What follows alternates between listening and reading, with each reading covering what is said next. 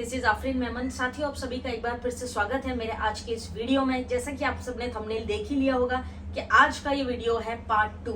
अगर आपने मेरी पार्ट 1 वीडियो नहीं देखी है तो आई रिक्वेस्ट यू कि पार्ट 1 वीडियो जाके जरूर देखें। लिंक जो है पुरानी वीडियो का, पार्ट 1 वीडियो का डिस्क्रिप्शन बॉक्स में दिया हुआ है, तो आप वहां से भी देख सकते हैं, जहां पे हमने बेसिक चर्चा की थी कि पंच महाभूत दोषास त्रिदोषास क्या होते हैं, किस प्रकार बनते हैं और ये किस प्रकार काम करते हैं। बेसिक्स हमने वहां पर जाना था। पार्ट 2 वीडियो, आप सबके बहुत सारे कमेंट्स आए, उसके लिए आप सबका आदरपूर्वक धन्यवाद। तो पार्ट 2 वीडियो मुझे बनाने पर आपने मजबूर किया है, इसीलिए इसके पार्ट 3 वीडियो भी बनेगा, डोंट वरी, क्योंकि इसका कंटेंट जो है बहुत ज्यादा है। तो साथियों, पार्ट 2 वीडियो में आज हम बात करने वाले हैं त्रिदोषा के ऊपर, अर्थात कि हम प्रकृति के ऊपर बात करने वाले हैं, जो शारीरिक प्रकृति है। मानसिक प्रकृति के बारे में हम फिर कभी चर्चा करेंगे आगे की वीडियोस में। जैसा कि मैंने अपने पुराने वीडियो में बताया था कि मानसिक प्रकृतियां जो है वो 16 प्रकार की होती है, इसलिए वो टॉपिक लेंदी होगा, लेकिन शारीरिक प्रकृतियां 7 प्रकार की होती है। बेसिक्स हम ऑलरेडी बात कर चुके हैं। साथियों, सबसे पहले तो समझना पड़ेगा कि वात, कफ और पित्त, ये जो त्रिदोष है, ये त्रिदोष को अगर आप देखिए, इंपॉर्टेंट क्या है यहाँ पे कि त्रिदोष को समझना क्यों जरूरी है। जैसे कि हम सब आईएमसी वाले या आयुर्वेदिक के जो बेसिक्स जानकार होते हैं, ये सब एक बात अच्छी तरह जानते हैं कि हमारे को जो बेसिकली अगर त्रिदोष का ज्ञान है तो हम किसी भी पेशेंट को राइट मेडिसिन दे सकते हैं और राइट रिजल्ट प्रोड्यूस कर सकते हैं। लेट्स से कि अगर हम आईएमसी वालों की बात करें, तो आप आईएमसीएन है अगर, तो एक सिंपल बात आपको जो है समझनी बहुत जरूरी है, वो ये है कि आपको जब आप आईएमसी बिजनेस में ज्वाइन होते हैं या बिजनेस पार्टनर बनते हैं, तो आप अपने आप को हेल्थ कंसल्टेंट कहते हैं। और हेल्थ कंसल्टेंट का काम क्या है कि हेल्थ को बराबर तरीके से कंसल्ट करें और उसके बाद में एक पेशेंट को, आपके समक्ष बैठा व्यक्ति को आप राइट गाइडेंस दें। लेकिन हम लोग क्या ज्यादातर ऐसा करते हैं, हमने कहीं पर पेन सुना तो हम सोचते हैं पेन हो रहा है, ठीक बात है, तो हम उसको पेन अवे दे देते हैं। हमने कहीं पे सुना कि मोटापा है तो हम उसको फैट अवे दे देते हैं। ऐसा हम ज्यादातर करते हैं और फिर बाद में ये इंफॉर्मेशन कई बार गलत भी हो जाती है या रिजल्ट नहीं प्रोड्यूस कर पाती है, तो हम जो है प्रोडक्ट को या कंपनी के प्रति नेगेटिव होता है। This is absolutely wrong. Ayurveda का सिद्धांत और प्रिंसिपल समझना बहुत जरूरी है। अगर आप हेल्थ कंसल्टेंट है, आईएमसीएन है, तो आपको समझना पड़ेगा कि कंसल्टेशन का ही पैसा आपको कंपनी देती है, रिटेल मार्जिन के रूप में या फिर जो पॉइंट्स जनरेट होते हैं उसके कमीशन के रूप में। तो आपकी पूरी जिम्मेदारी है कि आपके समक्ष बैठा व्यक्ति का कंसल्टेशन आप प्रॉपर करें। तो साथियों, चलिए सबसे पहले आज त्रिदोष को समझते हैं कि त्रिदोष जो है हर व्यक्ति में पाया जाता है। हर व्यक्ति दोषा डोमिनेंट होता है, राइट। कोई वात दोष का है, कोई पित्त का है, कोई कफ का है, कोई कॉम्बिनेशन है, वात पित्त है, पित्त कफ है, कफ वात है, ऐसा है। या फिर कोई व्यक्ति में तीनों ही दोषा पाए जाते हैं, तीनों प्रकार की प्रकृतियां उसके अंदर मौजूद हो सकती है। दोषा जो है ये चाइल्डहुड से होता है और ये सेम रहता है। दोषा डोमिनेंट जो है आपका, अगर मान लेते हैं कि कोई व्यक्ति वात दोष का है तो वो वात दोष आजीवन रहेगा, उसको बदला नहीं जा सकता। पित्त दोष का है तो वो पित्त दोष वाला आजीवन रहेगा, उसको बदला नहीं जा सकता। ये चाइल्डहुड से, जब से हमने जन्म लिया है, वो जेनेटिक जीन्स जो आते हैं हमारे अंदर, उसका लॉन्ग प्रोसीजर है, उसके आधार पर एक व्यक्ति का दोषा जो है बन जाता है, डिसाइडेड रहता है। तो समझना पड़ेगा कि जब आप किसी के पास जाते हैं कंसल्टेशन के लिए, तो आपका सबसे पहला और इंपॉर्टेंट रोल ये है कि उस व्यक्ति की बीमारियां, उसके ताम झाम जो भी प्रॉब्लम्स है वो सब आप सुने। लेकिन सबसे महत्वपूर्ण है कि आप सबसे पहले ये समझे कि वो किस दोषा डोमिनेट पेशेंट है, अर्थात कि उसके अंदर कौन से दोष पाए जाते हैं। जो दोषा का व्यक्ति होगा उसके अनुसार हम उसका इलाज करेंगे। और इसको पहचानने की प्रक्रिया या प्रोसेस क्या है, ये समझना जरूरी है।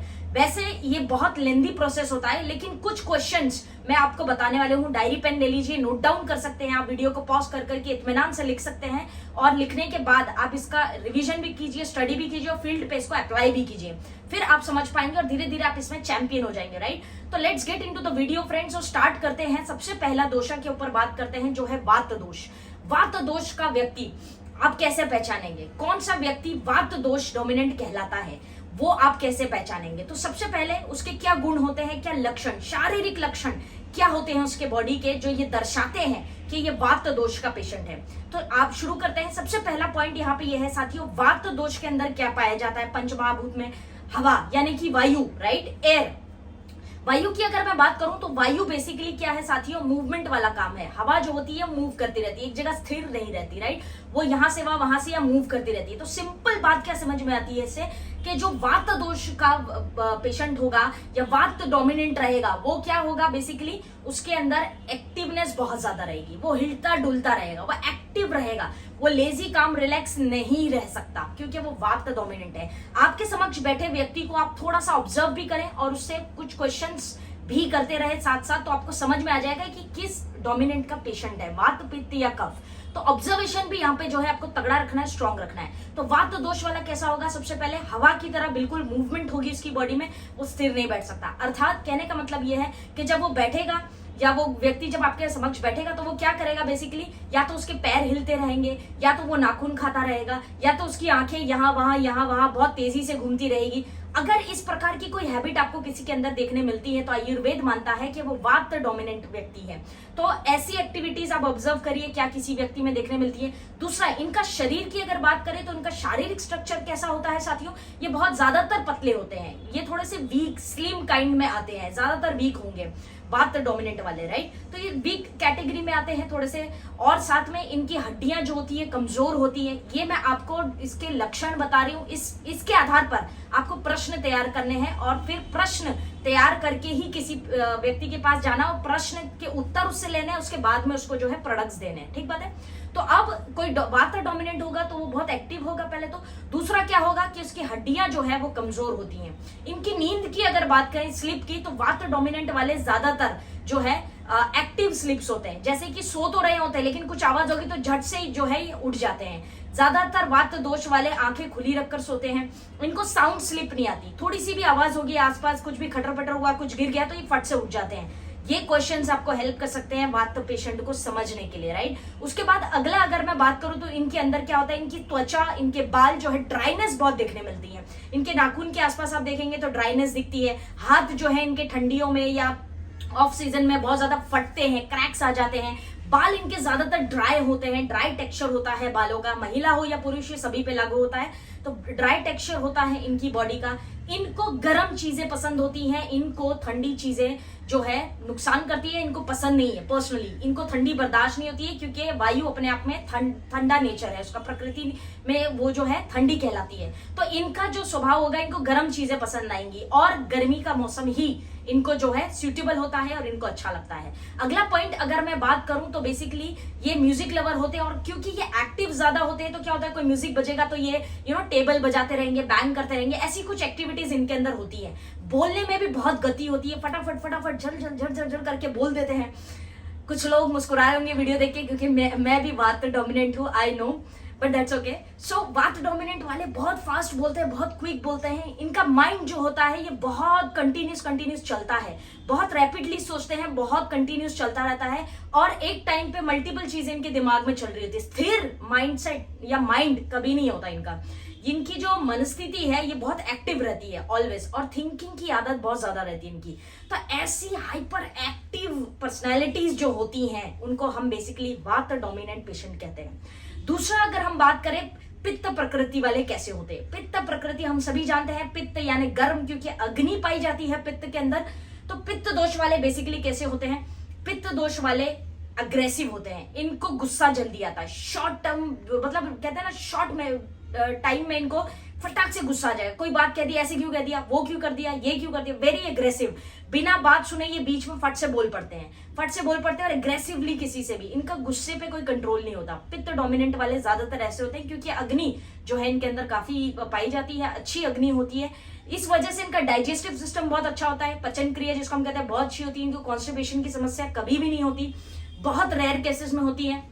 दूसरा, इनके आप देखेंगे तो कान है या लिप्स है या हाथ है, ये थोड़े से टुवर्ड्स राइट साइड होते हैं, थोड़ा थोड़ा लालपन इनके अंदर आपको देखने के लिए मिलेगा।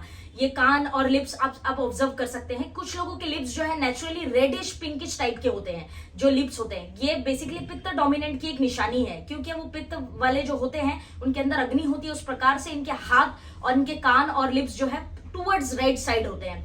दूसरा, इनका ज्यादातर पित्त डोमिनेंट वालों के बाल जो है बचपन से भूरे रंग के होते हैं, यानी ब्राउन टाइप के होते हैं, और ये कम एज में जल्दी से वाइट भी होते हैं। ये सब पित्त डोमिनेंट के लक्षण है साथियों। तो ये जल्दी से वाइट भी होते हैं बाल इनके। नॉर्मली, और इनकी स्किन जो है बेसिकली मीडियम होती है। इनकी बॉडी टेक्सचर अगर आप देखें, शारीरिक बल की अगर मैं बात करूं तो इनका शारीरिक बल किस प्रकार होगा, मीडियम होगा। जैसे कि वात वाला बहुत स्लिम होता है या अंडरवेट होता है, लेकिन पित्त वाले कैसे होंगे, मीडियम होंगे, ना मोटे होंगे ना पतले होंगे। इनका जो फिगर है ये मीडियम टाइप का होगा। इनकी हर चीज मीडियम होती है, आंखें भी देखेंगे आप तो मीडियम साइज की होगी, हाथ पैर भी मीडियम होंगे, हाइट भी मीडियम होगी, एवरीथिंग इज मीडियम। ये सब मीडियम स्टेबिलिटी में चलते हैं। पित्त दोष वाले की और अगर हम बात करें तो इनका जो बात करने का टोन है ये बेसिकली कमांडिंग होता है, ये बॉसी एटीट्यूड ज्यादा होता है, इनके अंदर लीडरशिप बड़ी अच्छी होती है।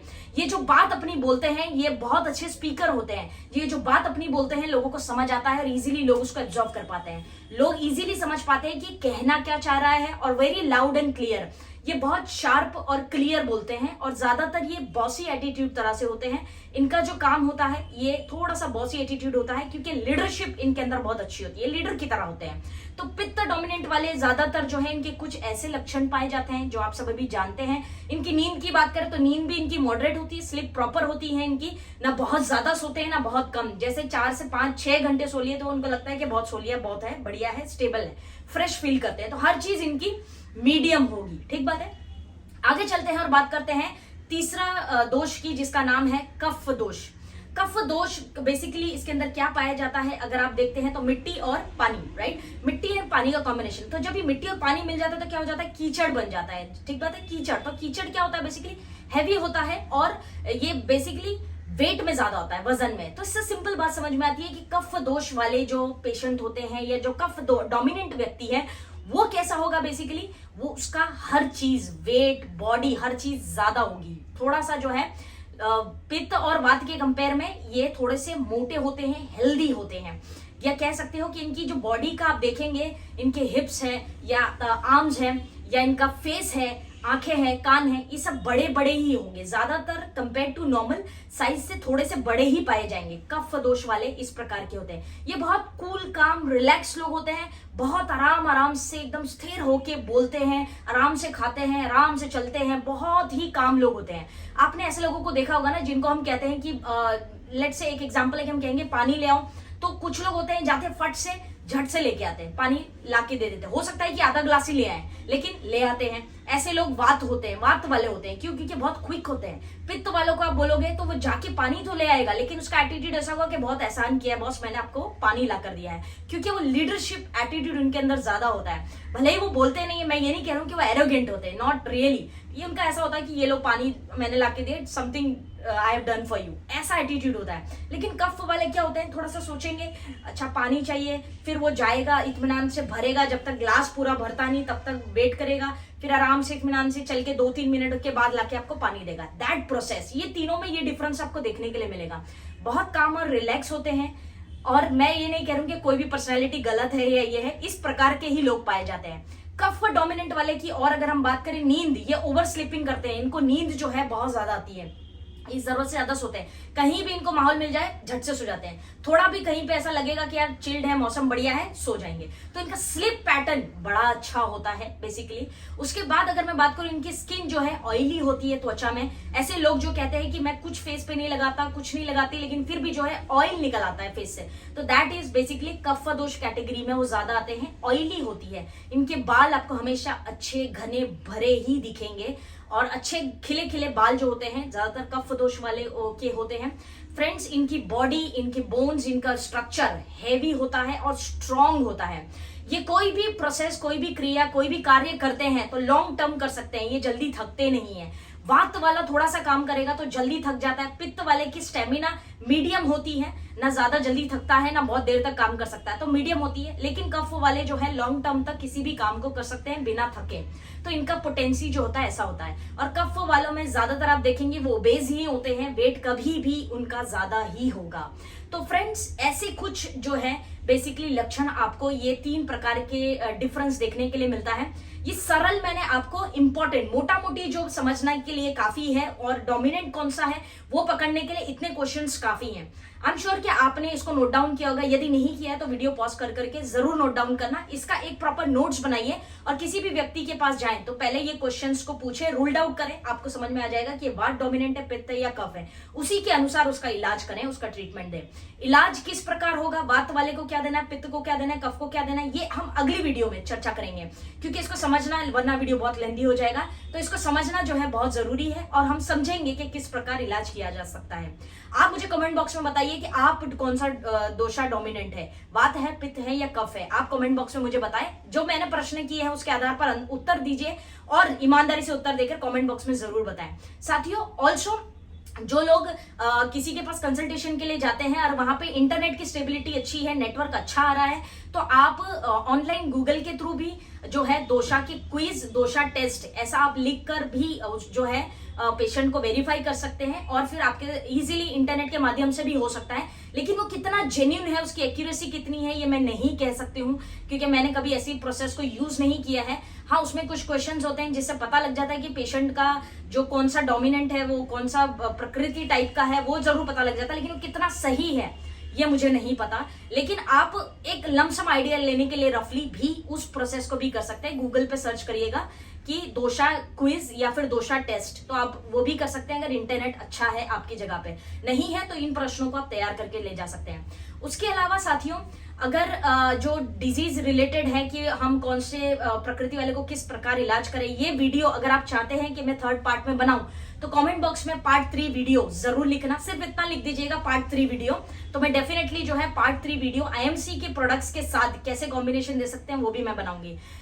ध्यान रखिए साथियों कि जैसे एक एग्जांपल मैं आपको दूं कि अगर लेट्स से लहसुन यानी गार्लिक, लहसुन की अगर मैं बात करूं तो आप लहसुन को समझते हैं कि ये सेक्सुअली काम आता है या बीपी में काम आता है, तो हर व्यक्ति को देते हैं। लेकिन गलती क्या होती है, इस बात को समझिए आप। दोषा जानना क्यों जरूरी है, इसलिए जरूरी है क्योंकि लहसुन आप वात वाले को तो दे सकते हैं, क्योंकि लहसुन वैसे नेचर में वात वाले को सूट होता है, लेकिन लहसुन आप कफ वाले को या पित्त वाले को नहीं दे सकते हैं। कफ वाले को भी कुछ कंडीशंस में दे सकते हैं, कुछ में नहीं, लेकिन वो लहसुन आप पित्त वाले को नहीं दे सकते हैं। तो एक लहसुन से इलाज भले ही बथेरे होते हैं, लेकिन डोमिनेंट जो है, त्रिदोष जो है, उसको ध्यान रख के आपको देना है। और जब आप उसको समझ जाएंगे तो आप पूरा आयुर्वेद आसानी से समझ पाएंगे। तो उम्मीद है कि इस वीडियो से आपने कुछ नया सीखा होगा, और यदि आपने इस वीडियो से नया सीखा है तो एक लाइक तो बनता है, राइट? एक लाइक तो जरूर बनता है, तो एक लाइक जरूर कीजिएगा और कमेंट्स करके मुझे पार्ट 3 वीडियो जरूर लिखिएगा, तो हम आगे भी आईएमसी के प्रोडक्ट्स के अनुसार इस पे चर्चा करेंगे। तब तक के लिए साथियों, आज के लिए बस इतना ही। आप सभी का प्रेम पूर्वक धन्यवाद इस वीडियो को देखने के लिए। This is Afreen Memon signing off. सीखते रहिए, आगे बढ़ते रहिए और नोट्स बनाते रहिए। Thank you very much. जय हिंद।